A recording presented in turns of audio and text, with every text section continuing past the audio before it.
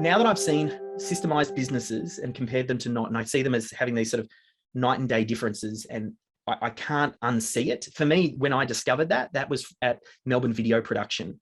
And I remember, like I've mentioned before, I don't know how to shoot a video. I'm not a video guy. I don't edit in Premiere or anything like that. But we had Melbourne Video. It kind of was born out of Melbourne SEO Services. We had quite a lot of the clients that were asking us to create video content. So we started out Melbourne Video, and we hired Adrian. You can see Adrian there. And I remember going on this shoot with Adrian, and we drove in the car into the city from where the office was in St Kilda. And the entire drive, Adrian and my discussion were things like, did you bring the extra battery? Did you bring the slider? Oh, did we send an email to the client to remind them to not wear checkered shirts because that looks really dodgy on camera? And oh, did we bring the shot list? Like, we spent the entire time just thinking about little things that should have already been thought about as part of like a shoot checklist and things like that. And I remember at that moment, like, it was really obvious to me because I wasn't the video guy. I was just going along for the ride for this particular shoot.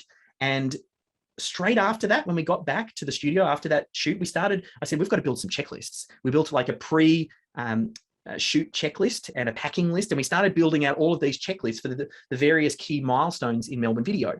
And we kind of started to systemize it. Now, because I wasn't the technician, it was easy for me not to fall into, oh, I'll just do it myself and I'll do it right. What ended up happening is we hired a project manager, Jillian, and she used to oversee Adrian and made sure that she'd line up things. And we developed all of the checklists for Adrian. And I remember, would have been probably 3-4 months later, we went out on another shoot. And it was a little bit further. It was, I think it might have been in Broadmeadows. We were driving over there, and I remember the discussion we had in the car at the time was worlds apart.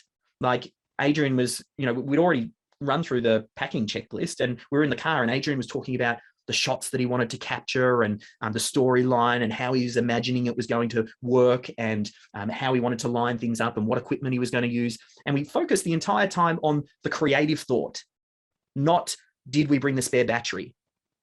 And that's when it kind of really clicked in my brain that systems allow you to be more creative because they just make sure that all of those little things get handled so that you and your team can do better quality work.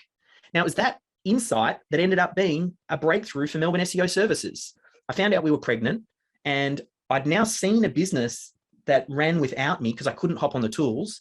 I pulled a bunch of that ideas and started deploying it into Melbourne SEO Services. I hired the CEO, and over the course of that 9 months, we were able to systemize the business. I stepped out of the day-to-day operations, and then I had the baby. We took time off, and I was thinking about what I was going to do. Melissa was doing her thing.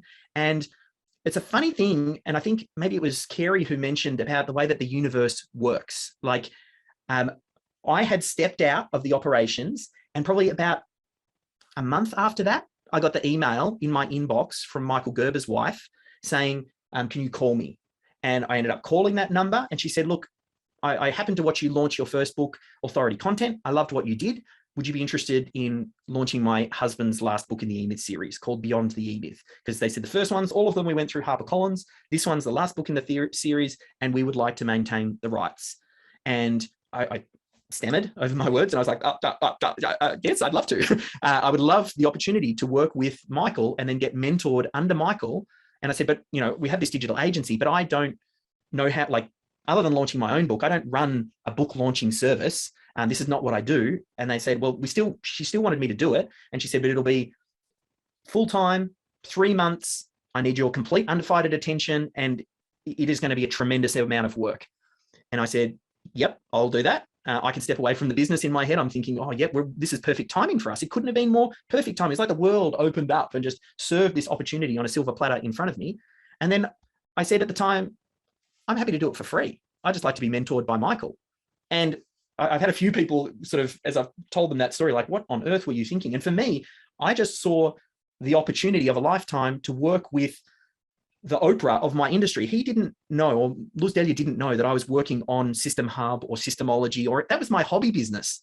That was my side business tucked, off to the side. I was moonlighting working on that. And they had no idea I was working on that. What are the odds that Michael Gerber would reach out to someone on the other side of the world in Melbourne and ask him to launch the book when I had this whole systemology thought? It was just still the germ of an idea and just working on it, and System Hub, and decide that he wanted to work with me. Like, what are the chances of that happening? Like, that's got to be like 1 in a bazillion, like the chances of that happening. So I went through the process. It was a huge success. We launched Michael's book. It got #1 on Amazon within 24 hours. It's his first book ever that he's launched that's gone to #1 bestseller in such a short time. It was a truckload of work.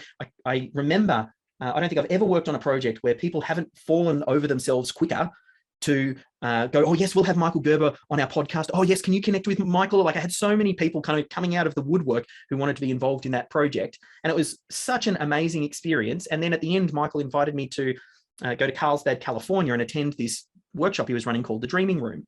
And I had a couple of friends that helped me out with the book launch as well. So we rented this amazing house in Carlsbad, California that was hanging off the side of the rocks looking over the Pacific Ocean.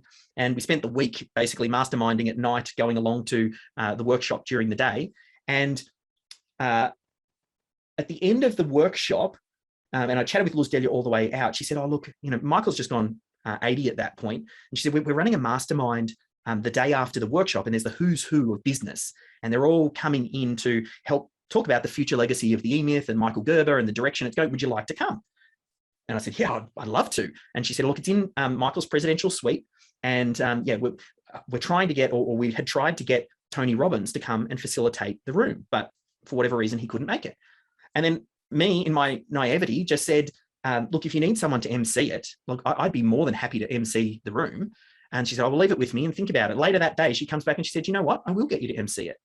So the next day, I'm standing in Michael's presidential suite at this hotel with the who's who of business all sitting around on couches. And I'm up the front in front of this flip chart, drawing out effectively the critical client flow for Michael's business. And we're kind of going, what does this look like? Where do these pieces go?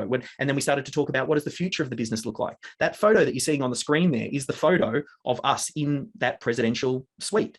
And at the end of that, like, imagine this, like before that, I didn't even have any contact with Michael. I hadn't even spoken to anyone in his world. And here I am standing in front of the room, leading a mastermind for the future direction of the legacy of his business, because he's thinking about, well, what happens after he passes? Like, where does that material and that body of work go? And I'm standing in front of this room, like there's no way I could have even imagined that even in my wildest dreams happening. And then the next day, so that mastermind hops out, and the next day, Luz Delia pulls me aside and says, Dave, look, I've just been so blown away with what you've done. Would you consider running our company? And that was like in 3 months. Like, talk about a snakes and ladders opportunity. I've gone from square number 2 on the board and I've jumped up to square number 100. And in my head, I'm sitting there going, oh, there's no way Kaz is going to let me do this. Like, yeah, there's no way that we're going to move to California, and Kaz being my wife, because all of her family's here and she's Maltese, and there are certain rules that supersede business rules, and the family rules are that you're not allowed to move outside of the country. So I declined and I said, look, I can't run the company, but that opened the door. And I feel compelled to do the work that I'm doing with systemology. And now that has been a game changer for me, and it's given me recognition on a global scale. Michael's written the foreword to the book. We've told the story of Luz Delia Gerber. It's all in the book. They did the cameo and hopped in on the audio book, and it's opened so many doors for me. It's been a game changer. Michael endorses systemology and says it is the how-to guide, the implementation of the E-Myth.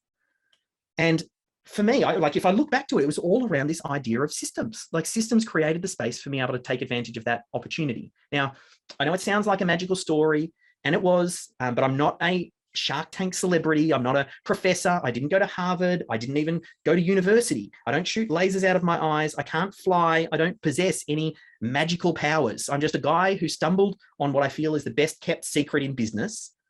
Business systems, they are the magic, and I want to share it with you. This is an important part of the journey that I'm on, and I wanted to thank you for joining us with the journey as we kind of wrap out today.